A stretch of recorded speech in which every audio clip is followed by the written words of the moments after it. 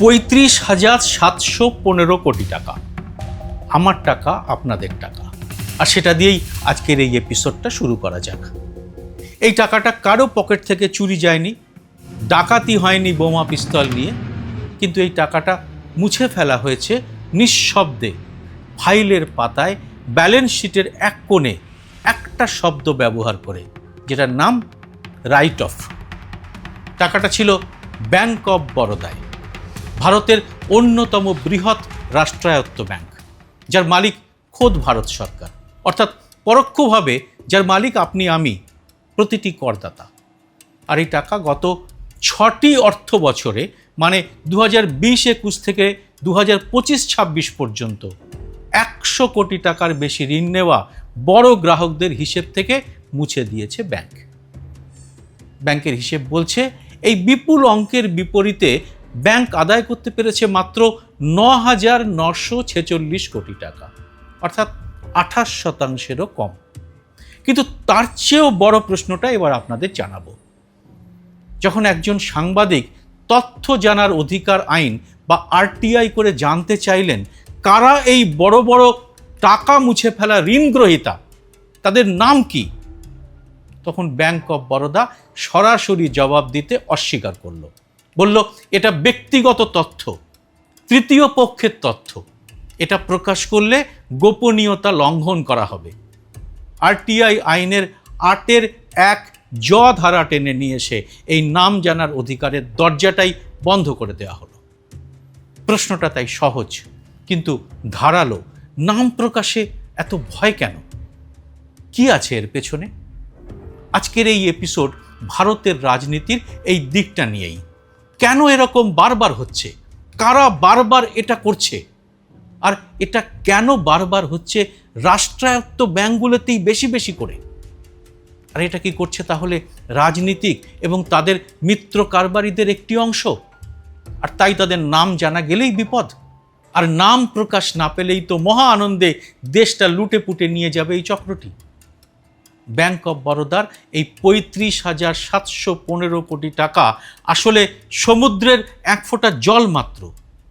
সংখ্যাটা যত বড় মনে হচ্ছে, আসল ছবিটা কিন্তু তার চেয়ে অনেক ভয়ঙ্কর।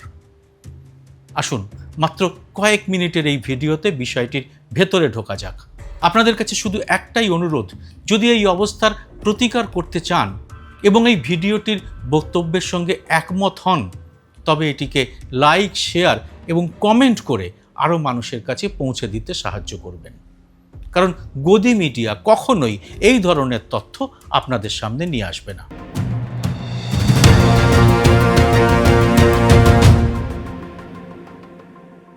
নমস্কার, সবাইকে স্বাগত। আমি সুব্রত বসু।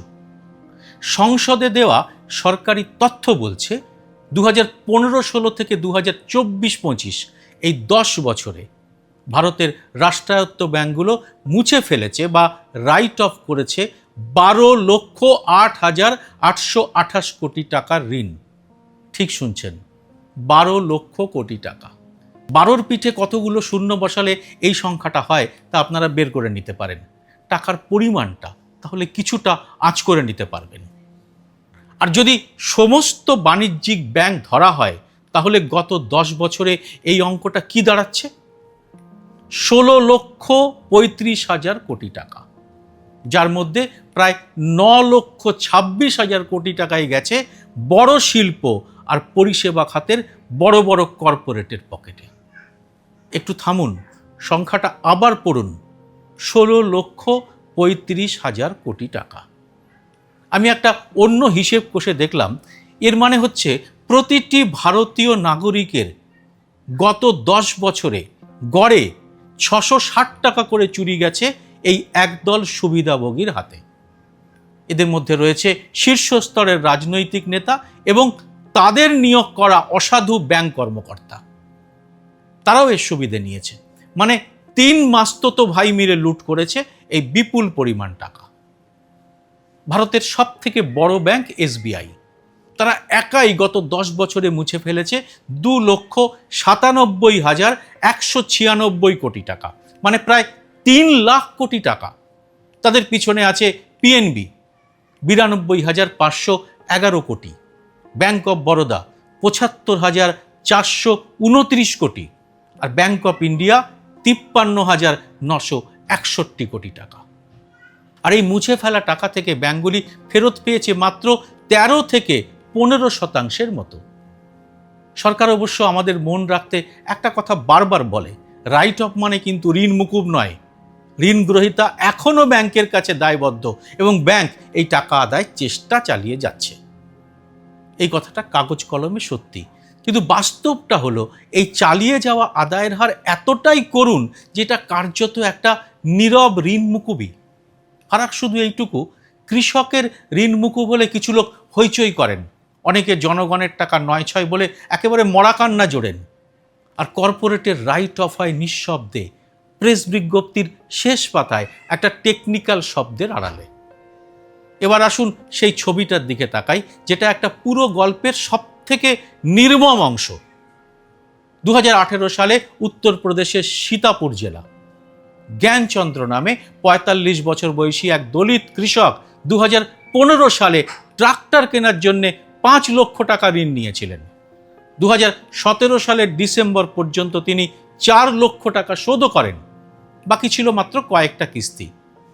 ঋণ আদায়কারী সংস্থার ৫ জন এজেন্ট এসে ট্রাক্টরের চাবি কেড়ে নিতে চাইলে জ্ঞানচন্দ্র বনেটে ঝুড়ে পড়েন প্রতিবাদে।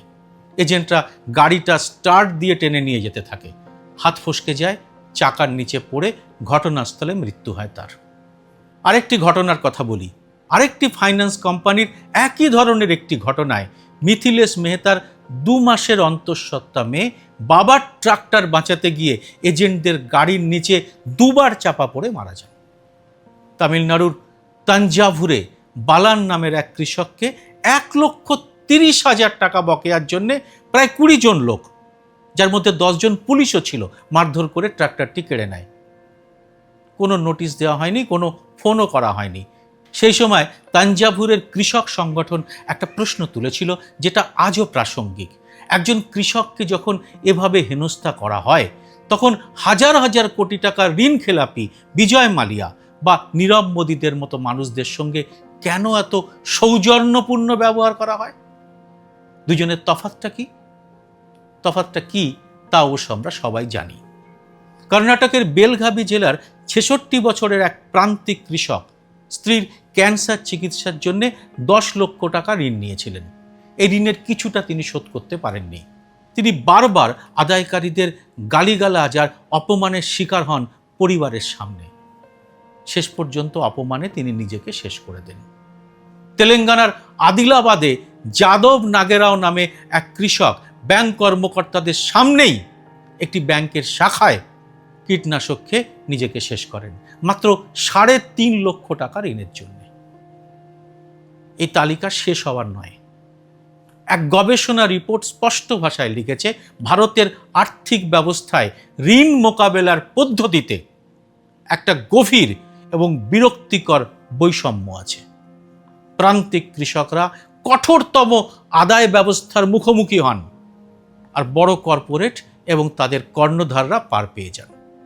কৃষকেরা ঋণ খেলাপি হলেই সরকারি সংস্থা পুরো আইনি শক্তি দিয়ে সম্পত্তি ক্রোক করে পরিবারের উপর কী প্রভাব পড়বে তা বিবেচনা না করেই তা নির্মমভাবে আদায় করে। এমনকি কৃষি ঋণ খেলাপের জন্যে ৪০ দিন পর্যন্ত জেল খাটার মতো ভয়ঙ্কর আইনও আছে। আর অন্যদিকে ওই গবেষণা সংস্থার রিপোর্ট লিখছে, আইবিসি বা দেউলিয়া এবং ঋণ পরিশোধের অক্ষমতা যা তৈরি হয়েছিল কর্পোরেট ঋণ সমাধানের একটা সুশৃঙ্খল প্রক্রিয়ার জন্যে, সেটাই এখন বড় কোম্পানিগুলোর জন্যে দায় ঝেড়ে ফেলার একটা হাতিয়ার হয়ে উঠেছে। আর সেই ক্ষতির বোঝা শেষ পর্যন্ত গিয়ে পড়ে সরকারি প্রতিষ্ঠান আর আমার আপনার মতো করদাতাদের ঘাড়েই। এবার সেই সৌজন্যের আসল ছবিটার দিকে একবার তাকানো যাক। মাত্র কয়েকজনের কথা বলবো, যেমন একজন বিজয় মালিয়া, কিংফিশার এয়ারলাইন্সের মালিক, একদা কিং অফ গুড টাইমস নামে পরিচিত ছিলেন। এসবিআই এর নেতৃত্বে ১৭টি ব্যাংকের কনসোর্টিয়াম থেকে নেওয়া প্রায় ৯,০০০ কোটি টাকার ঋণ তিনি শোধ না করে ২০১৬ সালের মার্চে ভারত ছেড়ে ব্রিটেনে চলে যান। তদন্তে বেরিয়ে আসে ডিয়াজিও কোম্পানি থেকে পাওয়া $17 মিলিয়ন প্যাকেজ থেকে $40 মিলিয়ন তিনি নিজের 3 সন্তানের নামে ট্রাস্টে সরিয়ে দিয়েছিলেন, যাতে ভারতীয় তদন্তকারী সংস্থা সেখানে হাত না লাগাতে পারে। নীরব মোদি, হিরে ব্যবসায়ী, পাঞ্জাব ন্যাশনাল ব্যাংকে জাল লেটার অফ আন্ডারটেকিং ব্যবহার করে প্রায় 13,850 কোটি টাকার জালিয়াতি করেন। কেলেঙ্কারি প্রকাশ্যে আসার আগেই 2018 সালের জানুয়ারিতে তিনি এবং তার পরিবার একে একে দেশ ছেড়ে চলে যায়। নীরব নিজে পালান 1 জানুয়ারি, তার বেলজিয়াম নাগরিক ভাই নিশাল একই দিনে চলে যান, তার মার্কিন নাগরিক স্ত্রী 4 জানুয়ারি, আর মামা মেহুল চোকসি 6 জানুয়ারি দেশ ছেড়ে পালিয়ে যান। এখন নীরব মোদি ব্রিটেনের জেলে বন্দী, তাকে এখনও ফেরত আনা যায়নি। সরকারি হিসেব বলছে, সংসদে দেওয়া তথ্য অনুযায়ী মালিয়া, মোদি এবং চোকসির মতো 15 জন পলাতক অর্থনৈতিক অপরাধীর কাছে সরকারি ব্যাংকগুলোর পাওনা প্রায় 58,082 কোটি টাকা, যার মধ্যে মূল ঋণ 26,645 কোটি আর সুদ বাবদ 31,437 কোটি। এর মধ্যে এখনো পর্যন্ত আদায় হয়েছে মাত্র 19,187 কোটি টাকা, বাকিটা মুছে গেছে। তবে গল্পটা তো শুধু পলাতকদের নিয়েই নয়, প্রশ্ন উঠছে দেশে থেকেই ব্যবসা চালানো শিল্পগোষ্ঠীগুলোকে নিয়েও। হিন্ডেনবার্গ রিসার্চের রিপোর্ট প্রকাশিত হওয়ার পরে আদানি গোষ্ঠীর শেয়ারে ধস নামলে প্রশ্ন উঠেছিল, এলআইসি এবং এসবিআইয়ের মতো বড় রাষ্ট্রায়ত্ত প্রতিষ্ঠান কি আদানি গোষ্ঠীকে অতিরিক্ত ঋণ দিয়ে বড় ঝুঁকি নিয়েছে? তৎকালীন অর্থমন্ত্রী নির্মলা সীতারমণ সংসদে আশ্বাস দিয়েছিলেন যে এই প্রতিষ্ঠানগুলো অনুমোদিত সীমার মধ্যে ঋণ দেয়, অতিরিক্ত কিছু দেয়নি। সরকারি অবস্থান এটা হলেও দেশের সবথেকে বড় সরকারি বীমা এবং ব্যাংকিং প্রতিষ্ঠানের টাকা একটি নির্দিষ্ট শিল্পগোষ্ঠীর সঙ্গে এতটা জড়িয়ে থাকা নিয়ে জনমনে যে অস্বস্তি তৈরি হয়েছিল, তা কিন্তু আজও পুরোপুরি মেটেনি। অন্যদিকে আম্বানি পরিবারের ছোট ভাই অনিল আম্বানির মালিকানাধীন রিলায়েন্স পাওয়ারকে ঘিরে বিপুল অঙ্কের ঋণ জালিয়াতির অভিযোগে মামলা দায়ের করা হয়েছে। তাই এই গল্পটা নতুন কিছু নয়। প্রথমেই বলেছিলাম এটা এমন একটা চক্র যা বারবার ঘুরে আসে। আরবিআইয়ের প্রাক্তন ডেপুটি গভর্নর কেসি চক্রবর্তী বহু বছর আগে একটা সভায় বলেছিলেন, ব্যাংকিং ব্যবস্থা 13 বছরে 1 লক্ষ কোটি টাকার বেশি অ্যাডভান্স রাইট অফ করেছে, আর তার 95% বেশি বড় অ্যাকাউন্টের ক্ষেত্রেই ঘটেছে। অথচ জনগণের আলোচনায় শুধু 2008 সালের কৃষি ঋণ মুকুব প্রকল্প নিয়েই কথা হয়, যেটার পরিমাণ ছিল মাত্র 60,000 কোটি টাকার কিছু বেশি। অর্থাৎ যে বছর কৃষকদের জন্য 60,000 কোটি টাকা ঋণ মুকুবের ঘোষণায় দেশ জুড়ে বিতর্কের ঝড় ওঠে, তার পাশাপাশি নীরবে মুছে যায় তার চেয়ে বহু গুণ বেশি টাকা বড় বড় শিল্পপতিদের হিসাবের খাতা থেকে। একদিকে সংসদে প্রশ্ন ওঠে কৃষকের টাকা কোথা থেকে আসবে, অন্যদিকে কর্পোরেট রাইট অফ পাস হয়ে যায় ব্যালেন্স শিট পরিষ্কার রাখার একটি প্রশাসনিক প্রক্রিয়া হিসেবে। হিসাব বলছে 2018-19 সালে এই রাইট অফের পরিমাণ সর্বোচ্চ শিখরে পৌঁছেছিল মোট 1,48,753 কোটি টাকা। আর সেই বছরেই গ্রস এনপিএ কমিয়ে ব্যাংকগুলোর স্বাস্থ্য ভালো দেখানো হয়েছিল খাতায় কলমে। কিন্তু প্রশ্ন থেকে যায়, এই স্বাস্থ্য কি সত্যিই সুস্থতা, নাকি শুধু স্নো পাউডার লাগিয়ে ভালো দেখানো?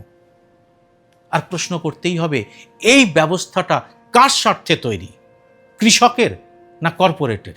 জনগণের টাকা, অথচ কারা তা নিয়ে চলে গেল তা জনগণেরই জানার অধিকার নেই। তাই নাম প্রকাশে ভয় থাকলেই বুঝে নিতে হয় লুকোনোর মতো কিছু একটা আছে।